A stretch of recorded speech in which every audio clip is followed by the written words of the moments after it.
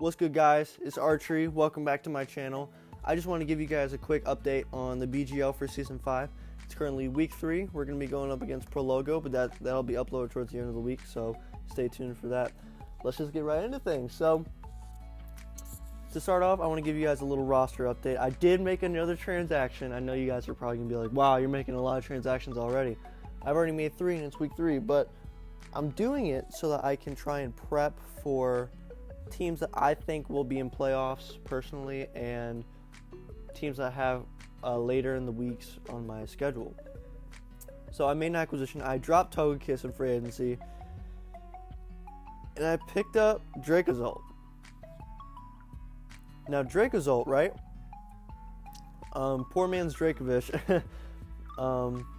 Shout out to Luke for that one. Because he actually traded me Togekiss for Mamoswine, and he could have had Dracozolt on his team, but he chose to keep Togekiss, so I mean, it's on him, I guess. But strong sleeper. In my opinion, I think it has an amazing offensive typing. Has lots of weaknesses though, like Fairy, Ice, Ground. Pretty much a lot of the common offensive types in the game. It's weak 2. It's kind of unfortunate, but and Dragon 2 obviously, but it's just the game we play, you know. Its stats are good. It's got great bulk. 90, 90, 70. Special offense is obviously the worst one, but it's got a good HP stat. Solid attack stat. I mean, great move pool. Obviously I'm gonna be hitting on the physical side just because of hustle, and it's probably better if it's choiced while, scarfed or maybe even banded with webs up.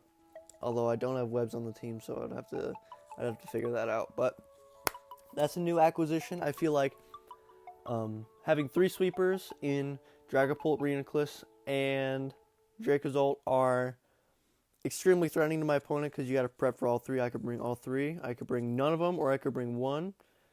So you just kind of have to guess, I guess.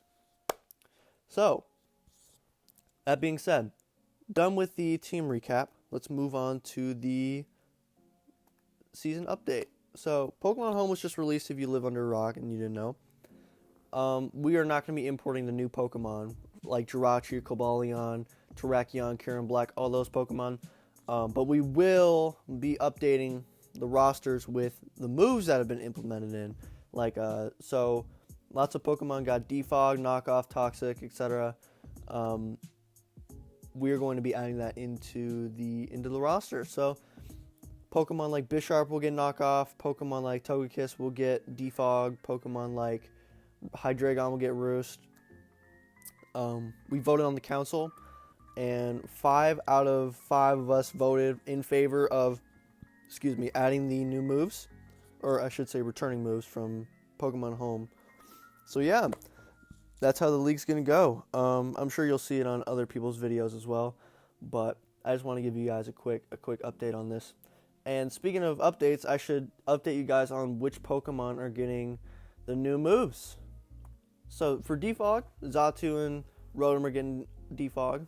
I think that's pretty solid, especially since I used both of these Pokemon in Season 2, which would be in Gen 7, and they both had Defog, and it was insanely useful to have multiple Defoggers on the same team. Now I have 3 on one team, which just makes my team all the more versatile, and I don't have to bring a specific one. I didn't have to bring Drifblim if I was struggling with hazards or anything like that.